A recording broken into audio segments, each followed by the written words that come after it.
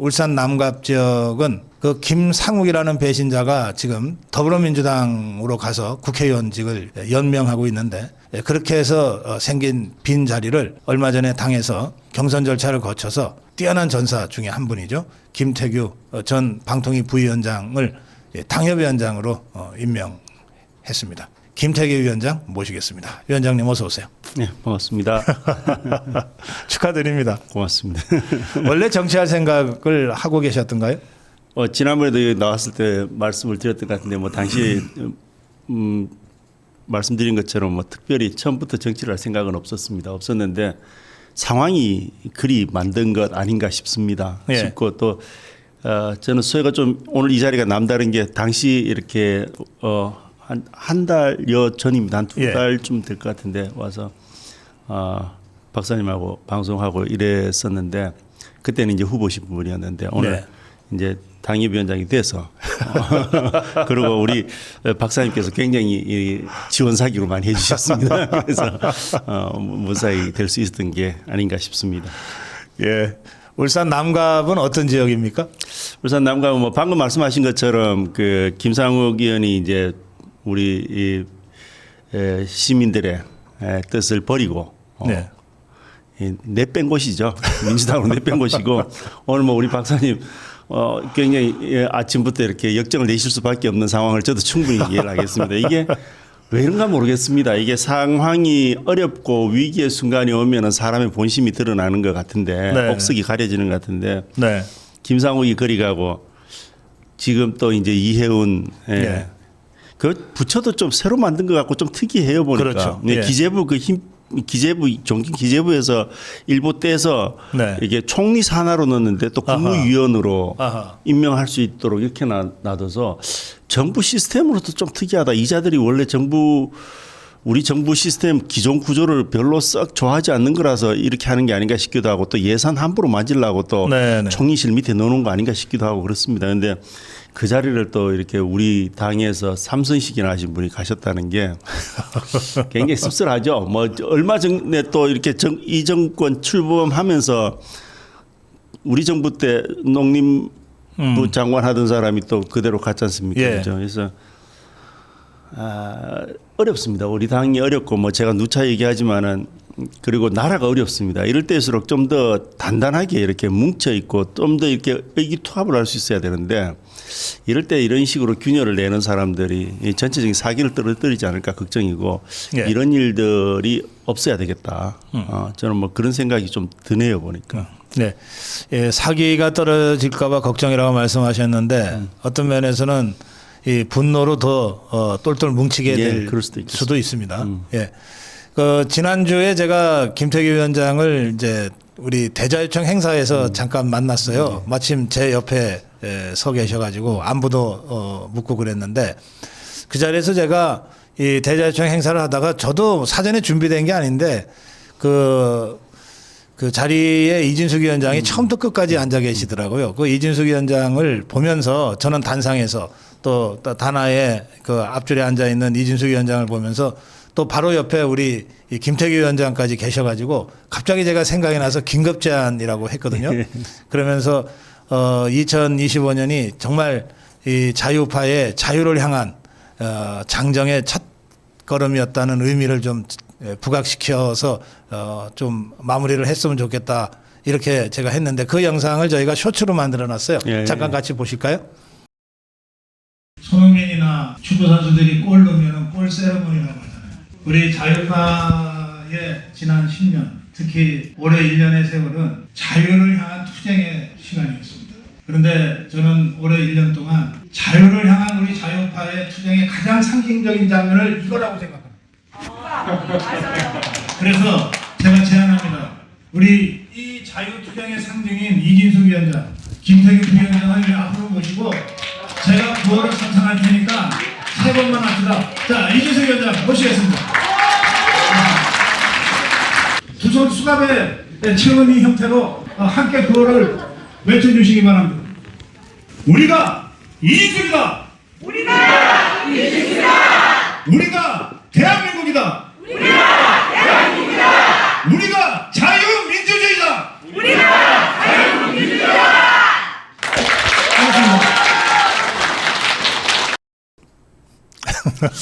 역시 대가는 다르시다고 느꼈습니다. 이게 소재가 보이니까 바로 즉흥적으로 그걸 큰 고민 없이 바로 움직이시는 거 보고 야, 역시 다르시다 이런 생각을 뭐 오늘 또 다시 한번 다 하게 되네요. 그때도 그런 생각을 했었는데. 예, 이준석 위원장과 방통위에서 함께 일하신 게 몇 달쯤 되죠?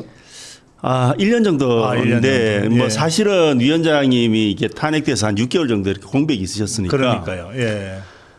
그리고 이제 또 오셔가지고는 또 이제 저기 우리가 이미 탄핵 과정에 들어가 있는 상황이라서 아하. 일을 정상적으로 할 수 없었고. 네. 그래서 좀 일다운 일은 제대로 못했습니다. 일다운 아하. 일을 그나마 한 게 우리가 KBS, MBC 그 저기 이사진 임명한 건데, 네. 그게 이틀인가 사흘입니다. 바로 아하. 2, 3일 만에 바로 탄핵이 되셨으니까. 그래서 2, 3일 제대로 일하고 나머지는 그냥 참 어려운 시기를 보냈는데. 그 후에 이제 저 종북주사파들이 정권 탈취하고 나서 제일 먼저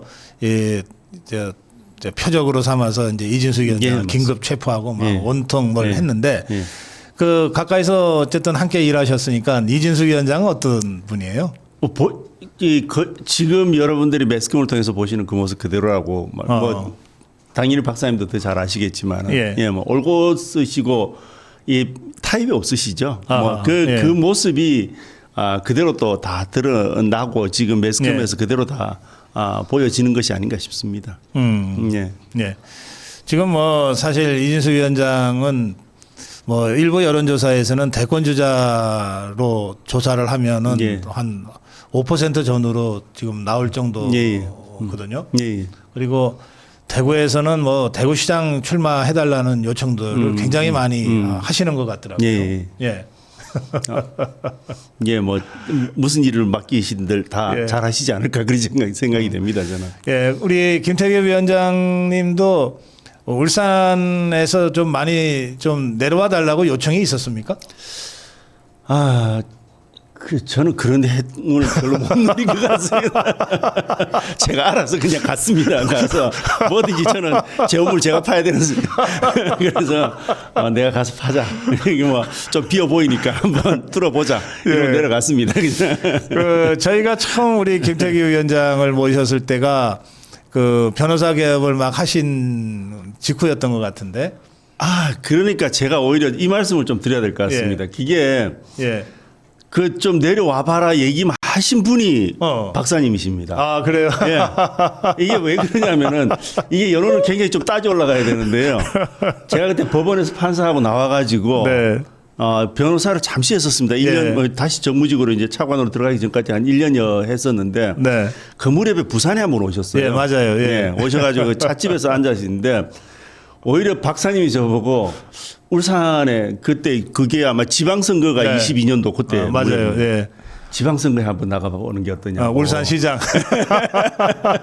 그래 얘기하셔서 오히려 그 빈틈을 만들고 좀 뚫어보라고 말씀하신 거 이게 부추긴 거는 박사님이 첫 원조이십니다 지금.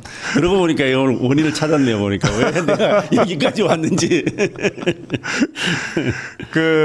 그때가 문재인 정권 때였는데. 맞습니다. 이제 현직 판사로 있으면서 문재인 정권이 법치를 무너뜨리고 있는 데 대해서 용감하게 이제 항거를 시작하셨잖아요. 그때 뭐 이렇게 많이 압박을 받으셨을 것 같은데요. 그림자 취급을 많이 당했죠. 이게 뭐 판사들이 말은 대놓고는 이렇게 공격적인 말은 잘 안 하는데 일단 저기는 일단 위험한 손이 닿으면은 이 오염된다는 표현은 좀 뭐하고 하여튼 좀 자기들한테 불편한 상황이 벌어질 수 있겠다 이런 생각을 하는지 좀 그림자 취급을 많이 당했죠. 뭐 인사를 해도 무시하고 뭐 엘리베이터에서 인사 잘하고 서로 아는 척 잘하던 후배가 무시하고 지나가고 뭐 이런 거. 그래요? 뭐 그런 거는 제가 각오하고 한 일이기 때문에 그래라 그렇다 한들 내가 지금 왜냐하면 그때 당시 제가 그렇게 한 이유가 법원 안의 사정을 잘 모르세요. 이게 진짜 철옹성 같습니다. 약간. 그러니까 안에 내막을 잘 모르시고 이제 겉으로 이제 매스컴으로 보이는 것만 말씀하시니까 그래서 안에 얘기를 좀 겪고 있는 사람이 직접 얘기할 필요가 있겠다 이런 생각이 들어서 제가 좀 시작을 했던 거고요. 그래서 얘기를 하고 이빨은 소리 할 때는 원래 그 다 각오하고 해야 되는 거니까 그 정도는 네. 내가 코스트로 지불하겠다. 아하. 얼마든지 해라. 이러고 이제 네. 했죠. 그러면 이제 판사 생활은 몇 년 하다가 이제 그만두신 거예요? 15년 좀 안 되는 것 같습니다. 공직 전체는 제가 고전에 헌법재판소도 잠시 근무했었습니다. 그래서 예. 그래저래 아마 17년 뭐 이 정도 되는데 한 15년 채 안 되는 것 같습니다. 그러니까 여야가 갈라져 있고 자유파와 좌파가 갈라져 있어서 정치 투쟁을 하는 거는 뭐 어느 시대나 다 있었는데 예. 사법부까지 이렇게 오염되고 무너진 적은 별로 없었거든요. 제가 법은 스스로 무너지지 않는다 이런 생각을 좀 하는데 네. 무너뜨리죠 누군가는. 근데 그 무너뜨리는데 그 누군가는 지켜야 됩니다. 그리고 그 소명을 가장 크게 느껴야 될 게 법관 아니겠습니까? 예. 법관들 스스로가 무너뜨리는데 앞장선 사람도 있고 또 상당수는 그냥 무관심하게 네. 그냥 내 일상의 안녕만 보장된다면 굳이 나서서 왜 떠들겠니? 아하. 약간 이런 식으로 태도를 가지고 있는 게 결국 오늘 사법부가 이 지경까지 오는데 결정적인 원인 제공은 아니냐. 지금 사실 보십시오. 지금 검찰 없어졌죠. 네. 그다음에 법원도 보시면은 저게 지금 이제 제가 또 옆으로 약간 빠져나가서 괜찮습니까? 예, 괜찮습니다. 옆으로 좀 빠져나가겠습니다. 그 보면은 법원 행정처를 지금 없앤다고 하지 않습니까? 네. 그게 사실은 법원 없애는 거나 마찬가지입니다. 예, 인사권이라는 게 법원의 사법부의 독립은 결국 인사권이 굉장히 중요합니다. 인사권을 어떻게 행사하느냐에 따라 가지고 법관들이 소신 있게 판단하고 아닐 수가 있는 거거든요. 그리고 그 인사권은 법원 안에서 이루어져야 됩니다. 그래서 외풍으로부터 이렇게 자신을 보호할 수가 있는 것인데 네.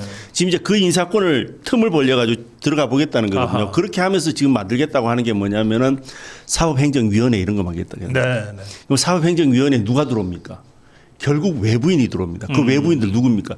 결국에는 또 시민단체라고 할 겁니다, 분명히. 아하, 예. 그리고 거기에는 보면 또 다시 이제 민변유나 아니면 또 시민단체 중에 좌파적 성향의 시민단체들 집어넣어서 네. 할 수도 있고 또 이제 공공기관이라고 해도 보면은 다소 편향되어 있는 그런 기관들을 넣어서 그 틈을 벌려볼 수 있죠. 이제 아하. 그래서 그렇게 해서 그 사람들이 들어가서 인사권을 행사하는데 영향력을 행사하면 결국에는 판사들이 법원 안에서 종전에 지켜왔던 관행이나 룰을 무시하고 밖에서 온 사람들이 결정한다면 이제 그 사람들 눈치를 봐야 안 되겠습니까? 아하, 예. 이제 그렇게 해서 무너지는 겁니다. 지금도 이미 상당 부분 무너졌는데 이제 저들은 이제 완전히 이제 자기들 손아귀에 꽉 쥐고 싶어 하는 거죠. 근데 너무 꽉 쥐면은 다 옆으로 이렇게 손 사이로 이렇게 다 흘러나가죠. 흘러나갑니다. 예. 너무 그렇게 하는 거 아닙니다. 인정할 건 인정하고 가야지. 제가 이 정권 얼마 안 남았다 싶은 게 예. 제가 누차 강조하지만 우린 탄핵 절차 안 거쳐도 됩니다. 판사들 마음만 먹으면은 내일이라도 끝낼 수 있습니다. 이 정권은. 예. 그렇지 않습니까? 재판제기예요. 제가 항상 뭐 좀 표현을 거칠게 표현하겠습니다. 닥치고 재판제기 하라고. 예. 재판제기만 하면 됩니다. 이미 이재명이 유죄라는 거는 대법원에서 확정적으로 나온 겁니다. 그렇죠. 이미 확정돼 있지 않습니까? 네. 그냥 단지 형식적인 고등법원 절차의 양형만 남아 있는 거라서. 네. 네.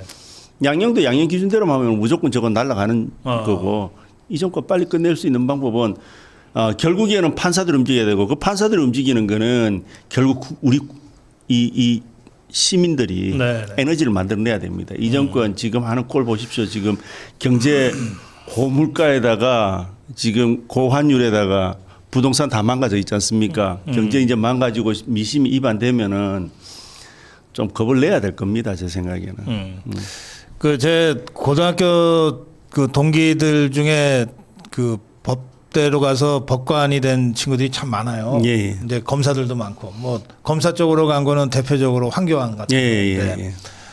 그 제 고등학교 때 그 기억을 되살려 보면 지금 우리 김태규 위원장님 말씀하신 거랑 조금 다요.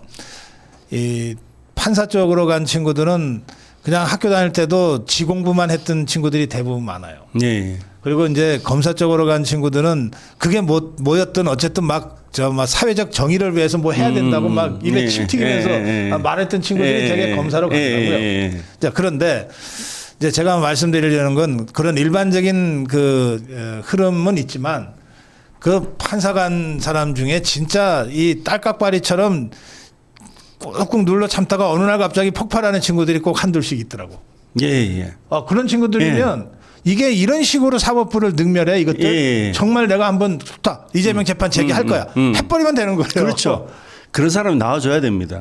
나와줘야 되고 잘 안 나오는데 한번 이렇게 또 꽂히면 고집들이 있는 게 판사라서 그렇죠. 한번 그런 고집 있는 사람이 한 명 발굴돼주기를 은근히 기대를 하는데 근데 사실은 참 쉬운 일은 아닙니다. 왜냐하면 이게 법원 저 좌파들이 참 똑똑한 게요. 문재인 정권 들고 김명수 코트 때 제일 먼저 한 게 법원 안에 인사권을 어떻게 무너뜨리냐. 기존의 인사권은 관행이 있습니다. 법원 안에서 몇 년 지나면 어느 쪽으로 지역 이동을 하고 몇 년부터는 고등부장이 되고 뭐 이런 이게 관행이 있는데 그렇게 해서는 자기들 원하는 시스템으로 못 만들지 않습니까? 그러니까 하는 게 뭐냐면은 이제 저기 법원 안에 사무분담위원회를 만들어 가지고 사실은 인사권이라는 거는 법원장이 가지고 있는 거거든요. 그런데 그 법원장이 인사권을 뺏어오는 방법으로 이제 이걸 이용을 하는 겁니다. 그 사무분담위원회를 만들어서 사실은 사무분담위원회에서 다 정합니다. 다 정하고 나서는 그 사무분담위원회에서 이제 정해놓은 안을 법원장한테 주거든요. 그러면 이제 일견 보면 법원장이 최종적으로 도장만 찍으니까 법원장이 인사권 행사하는 것 같은데 근데 사실은 법원장이 별 영향력이 없죠. 왜냐하면 그걸 만약에 바꾸려고 들면은 왜 바꿔야 됩니까? 이제 설명도 해야 되고 그러면 성가지지 않습니까? 그러니까 모른 척하고 찍어버립니다. 그렇게 해서 인사권이 전부 다 무너지는 거거든요.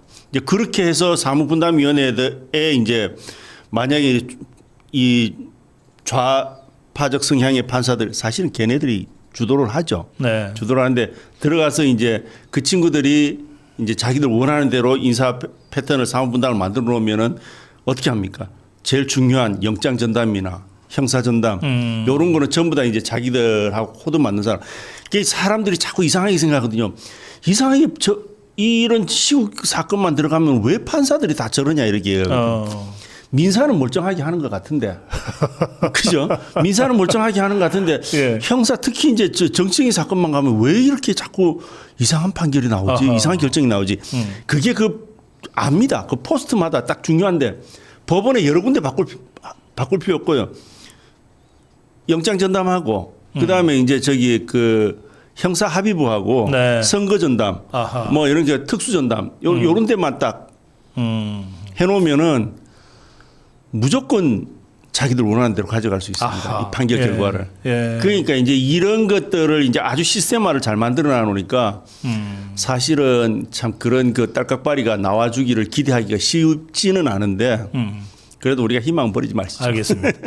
지금 이 우리법 출신들이 한 450명쯤 된다 그러는데 판사 전체가 한 3,000명쯤 되니까 나머지 2,500명은 꼭 좌파라고 할 필요 없는 사람들인데 이 사람들은 거의 대부분 민사 쪽이나 뭐 가정법원 쪽이나 맞습니다. 뭐 이런 쪽.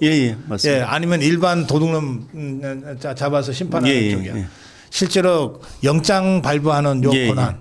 그다음에 이런 정치 사건 다루는 이 선거법 관련이나 이른바 특수 형사 사건. 이런 쪽에는 좌파들이 쫙. 그렇죠. 그래서 이게 꼬리가 몸통 흔든다 그러지 않습니까? 이게 몇 안 되는 사람들이 이 조직 전체를 흔들고 앉아 있거든요. 사실 제가 이렇게 얘기하면 마치 판사 출신이 판사들 다 욕하고 앉아 있고 이런 것처럼 얘기가 비춰질 수 있는데 기본적으로 저는 대한민국 판사들은 믿습니다. 믿지만은 문제는 이제 그런 상황인 거죠. 사실은 그게 450명 정도 300에서 450 보는데 대한민국 법관 한 3,000명 보니까요. 그러면 대충 10에서 15% 정도 됩니다. 그렇죠. 그러면 이제 그 10에서 15%도 보면은 실제 핵심 멤버는 또 인사무라 그래서 그 안에 또 한 3, 40명밖에 안 됩니다. 그럼 이 3, 40명이 대한민국의 전체 법원의 이 방향을 좌지우지하고 흔들고 앉아 있거든요.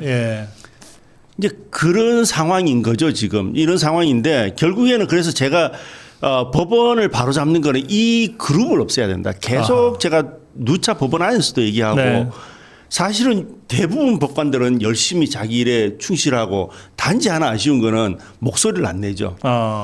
잘못됐을 때 잘못됐다고 얘기를 할 수 있어야 되는데 그걸 안 하고 있어서 그게 아쉽긴 하지만은 어쨌거나 대부분 자기 맡은 일은 소신껏 잘하고 있습니다. 근데 이거 나머지 그 한 300에서 한 450대는 그 멤버들이 결국에는 핵심 요직들을 차지하고 앉아서 이상한 판결들을 만들어내고 그래서 마치 대한민국 법원 전체가 그런 것처럼 그리고 그렇게 하면서 판결이 이상한 판결들이 나오면서 결국 이 사법 자체를 신뢰하지 않게 되고 시민들이 판사 성향을 따지게 앉아 있게 되고 판사 누구냐에 따라 가지고 결론이 달라질 거라고 그렇게 기대하고 그런 현상들이 벌어지죠.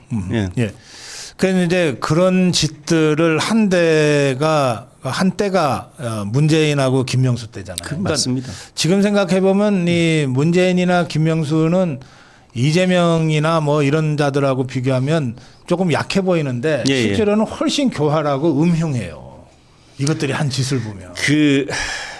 교활하죠. 교활한 게 제가 저를 절대 형사부로 안 보냈거든요.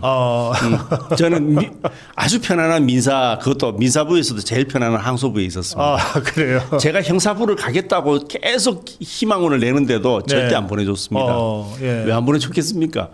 저는 모르겠습니다. 그걸 단정적으로 말을 하기는 어렵지만은 저는 자기들 복심이 있어서 그래 했겠다고 저는 해석을 하고 있거든요. 그래서 하여튼 아마 보통 판사들은 사실은 민사를 더 선호하죠. 왜냐하면 사람을 집어넣어야 되니까 구속을 시켜야 되니까. 근데 저는 형사부는 뭐 다소 잡음이 생기더라도 나는 좀 이렇게 바로 형사로 가지고 좀 바로 잡을 수 있는 부분을 좀 바로 잡아야 되겠다는. 그래서 제가 형사재판장만 한 7년을 했습니다. 7년을 했는데 주로 이제 단독 재판장을 하다가 이제 합의부로 갈 때가 돼서 합의부 갈 때 좀 보내달라 그랬더니 단독은 그런 사건들이 별로 없지 않습니까? 합의부 가니까 딱 이제 민사로 가.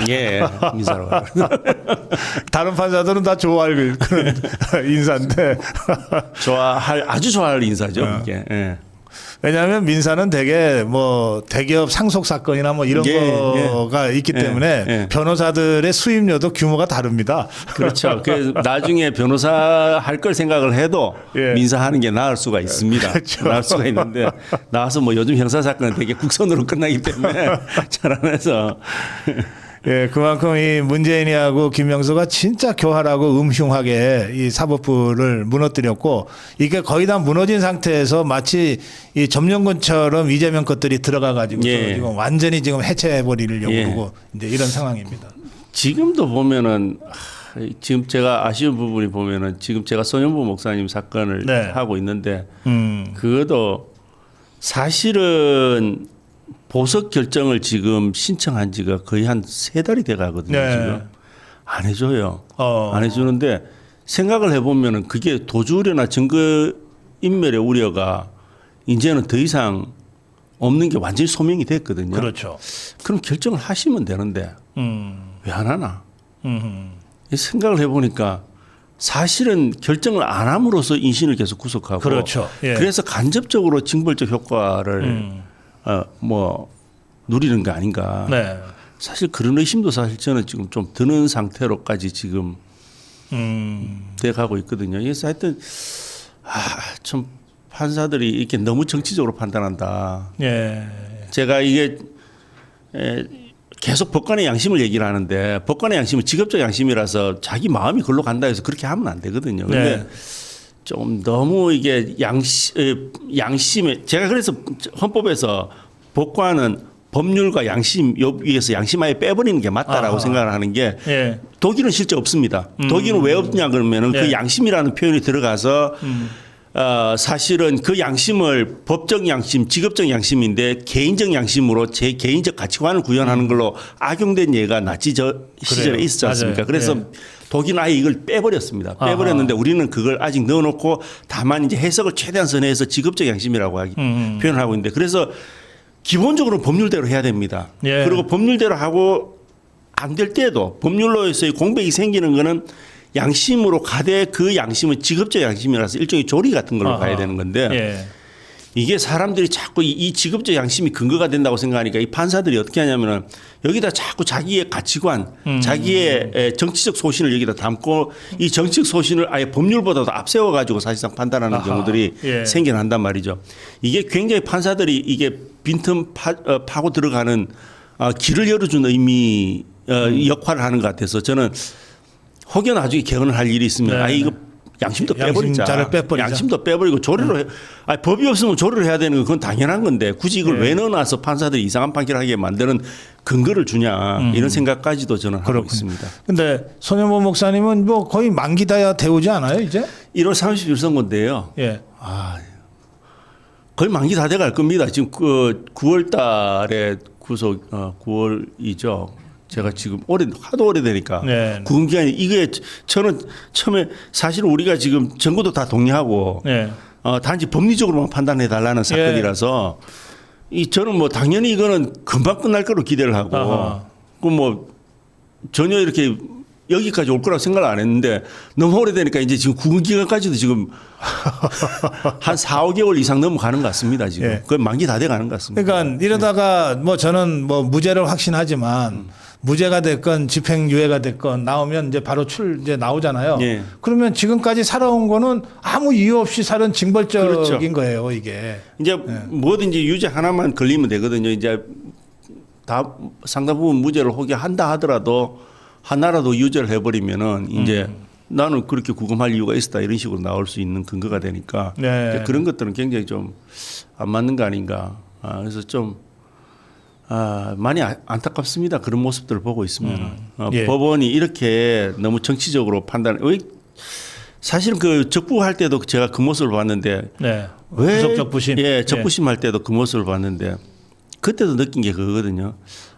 이게 자기들 나름대로는 이게 그 서부지방법원 사태나 이런 거하고 연결을 시키는 것 같아요. 세이브 코리아나 이런 데하고. 그래서 네. 거기를 주동했다, 주모했다, 뭐 약간 이런 거. 이 사건하고는 아무 상관없지. 상관도 없는데. 이 사건은 부산시 교육감 선거법 관련 그렇죠. 사건인데. 상관도 없는데 그걸 이렇게 연결시켜서 심정적으로 가지고 있고 그걸 징치하겠다는 나름대로의 어떤 그 소신으로 여기서 보이는 거 아닌가 이런 생각이 들어서 정말 택도 없는 좀 그런 건 안 했으면 좋겠습니다. 알겠습니다. 네. 자, 위원장님. 그런가 하면 이제 방통위 부위원장과 방통위 직무대행을 오래 하셔가지고 예. 이제 언론 방송 관련돼서도 많은 경험을 갖고 계신데 이번에 저것들이 이 정보통신망법 개정안 강행을 했어요. 이거 정말 언론 입틀막법이라고 다들 이제 부르는데 이건 그 독소조항이 너무 많아서 말이죠. 어떻게 보십니까? 지금 저희들이 지금 5대 악법, 3대 입틀막법 저희들 시위 제가 아침마다 우리 그 시구위원들하고 저도 이제 가서 시위를 1인 시위 하고 있습니다. 하고 있는데 오늘은 이게 오늘하고 제가 못했습니다. 네. 입틀을 막겠다는 거 맞지 않습니까? 지금 입틀막법입니다. 그게 제가 문득 이제 그 생각이 나는데 제가 뭐 아까도 문재인 정권 때 얘기했는데 문재인 정권 때 뭐가 있었냐면 당국대학교로 제가 생각이 나는데 대자보를 붙였는데 그걸 문재인 욕한다고 처벌했습니다. 그게 뭐 하여튼 벌금형이긴 했지만 건조물 침입 어쩌고 저쩌고. 예, 그래서 처벌했습니다. 그래서 내가 이자들이 제정신이 아니다. 이게 제가 88호학번이니까 제가 전두환 정권 때 전두환 대통령 때 제가 대학을 다녔습니다. 자기들이 매일 욕하고 뭐 희대 무슨 뭐 독재자인 것처럼 얘기하는 그 전두환 정권 때도 전두환 대통령 때도 대자보는 멀쩡히 다 돌아갔습니다. 그렇죠. 그렇죠. 예. 그 대자보 보는 맛으로 이렇게 서가지고 계속 보고 이랬는데 세월이 흐르니까 대자보 막더니 이제는 아예 이게 언론 말한다고 이제 아예 그냥 징벌적 배상을 매기겠다고 이렇게 하지 않습니까? 이거는 어느 시절에 이렇게 이런 짓을 했나? 이거는 박통 때나 뭐 자기들이 항상 그 문제 삼는 자유당 시절이냐 그 유신 정권이냐 뭐 이렇게 얘기하는데 그때도 이런 상상은 안 했습니다. 그랬죠. 이런 상상은 안 했고 뭐 저보다 더 잘 아시겠지만 이런 상상은 안 했고 결국에는 지금 왜 이렇게까지 하는가를 생각을 해보면요. 저는 그렇게 생각이 됩니다. 이게 지금 제가 방통위 가보고 느낀 건데 그 국회 가니까 매일 나보고 뭐 방송 장악 얘기를 하길래 내가 속으로 내가 하는 장악은 니네들이 이미 현재도 다 하고 있잖냐. 우리 정부 때도. 보십시오. 이게 보도 쪽은 뭐 더 잘 아시겠지만 보도 쪽은 전부 다 인사권을 노조하고 협의를 하게 하거나 뭐 이런 식으로 다 만들어 놨습니다. 예. 그러니까 사실은 보도 쪽은 노조의 의중대로 인사가 이루어지도록 이미 다 결정이 되어 있습니다. 아하. 그런 상태에서 보도가 나가기 때문에 보도는 이미 방송이 장악된 상태고 우리 정부가 들어섰을 때도 그거는 손도 못 댔습니다. 네. 그러니까 내내 자기들이 방송을 장악하고 있었던 상황이거든요. 그렇죠. 예. 그러니까 이제 어디 갑니까? 그 매일 빤한 방송을 하고 있으니까 시민들은 기본적으로 이게 정부에 대한 비판 의식을 가지고 싶어 하는 게 사람들의 어떤 본성인데 정부 비판하는 방송은 거의 없고 전부 다 그냥 어디 정부가 바뀌었는데도 계속 저희 노조 찬양하는 그런 방송만 나오고 있으니까 다들 어디로 갑니까? 뉴미디어로 찾아가지 않습니까? 네. 그러니까 다 이제 유튜브로 찾아가고 SNS로 찾아가고 다 그렇게 되지 않습니까? 그게 파괴력이 크죠.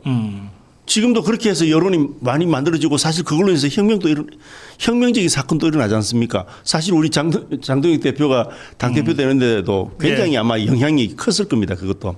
이제 그렇게 되니까 그 영향력도 알아버렸고 자기들에게 굉장히 불편한 상황을 만들어주니까 이제 그것까지도 한번 막아보겠다는 거 아니겠습니까? 예. 그러니까 이게 이게 좌익들이 더 치밀하고 더 극악합니다. 이게 보면 대자보도 싫고 유튜브로 뉴미디어로 가는 것조차도 싫고 네. 하여튼 막을 수 있는 건 다 막아보자 이러면서 이제 지금 모든 철퇴를 이제 동원하는 거거든요. 그 철퇴 중에서 지금 제일 센 게 이제 지금 그 징벌적 손해배상하고 네. 뭐 10억까지 매기겠다는 건데 네. 징벌적 손해배상 이거는 사실은 이 대륙법계하고는 잘 맞는 게 아닙니다. 대륙법계에서는 원인이 있고 행위가 있고 그 결과가 있으면 그 결과에 상당하는 그 결과를 손해가 결과적으로 손해가 생기면 그 손해액만큼 배상하는 게 기본적인 법의 원리입니다. 예. 징벌적 배상은 영미법에서 나온 아하, 거고 그거는 예. 과태료 제도나 이런 것들이 또 우리만큼 또 잘 발달이 안 돼 있으니까 아하. 그게 의미가 있을 수가 있습니다. 그런데 그런 미국조차도 너무 과한 징벌적 손해배상이 나오니까 이걸 실질적인 실손으로 줄이자라는 게 지금 아하. 분위기거든요. 네. 그런데 이게 대륙법계 국가에서 오히려 영미법에서는 이제 없애자고 하는 이 징벌적 손해배상을 유튜브 잡겠다고 이게 제가 흥분을 안 해도 흥분을 안 할 수가 없죠. 이게 그런데 제가 이 문제를 보면서 그랬어요. 이게 우리 자유파 유튜브들은 그 기성 언론, 족벌 언론들이 진실을 제대로 이 국민들한테 전하지 않고 있기 때문에 어쩔 수 없이 대한 언론으로 시작을 한 거거든요. 예, 맞습니다. 그래서 족벌 언론들, 기성 언론에서 그 좌파들로부터 탄압받고 잘린 사람들도 여기 이 자유파 유튜브 활동을 하게 된 거예요. 예. 그러니까 우리는 기본적으로 국민들이 알아야 될 진실을 알리고 팩트를 알리기 위해서 노력을 해요. 예, 맞습니다. 그런데 좌파 것들은 일단 자기들이 족벌 언론들 뭐 좌편향 언론들을 다 장악하고 있기 때문에 그 좌파 언론들이 새롭게 자기들의 사실을 알려야 될 이유가 별로 없어요. 그러니까 헛날 괴담과 가짜 뉴스를 유포하는 거거든요. 예, 맞습니다. 그러니까 이 법이 진실을 알리는 것을 탄압하겠다고는 차마 못하니까 가짜뉴스, 허위 사실, 뭐 괴담 유포를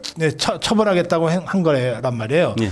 그러니까 그 법안을 문안대로 적용하면 좌파 유튜브들이 다 지금 당하게 돼 있어요. 그러니까 이 좌파 단체들이 야 이거 뭐야 그러고서 반대 성명을 내는 상황까지 온 거 아니에요. 예. 아니 이게 가짜 뉴스 만들고 사람 선전선동하는 게 그 원조가 어딥니까, 자기? 그러니까요. 그리고 뭐 우리 역사 안에서도 좀 따져보십시오. 당장 김대엽 경풍 사건 이거 그걸로 가지고 이회창 2번이나 도전하는 거 자기들 막아냈지 않습니까? 그렇죠. 그거 막아내고 그다음에 효순이 미선이도 그거 사고를 마치 고의를 가지고 한 것처럼 그렇게 했었죠. 네. 그다음에 뭐 그 광우병은 말할 것도 없고요. 예.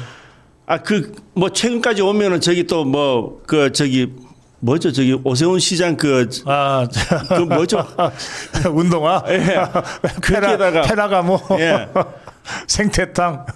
그렇죠. 생태탕. 그리고 예. 최근에 또 뭐 당장 지금 탄핵연관에서도 뭐 암살조를 어떻게 했니? 뭐 옷을 만들고 군복을 만들고 이런 얘기들. 아유, 이거 사실 가짜 뉴스를 따지고 원조를 따지고 가짜 뉴스의 그 급수를 따진다면 특등급으로 제가 매겨주고 싶습니다.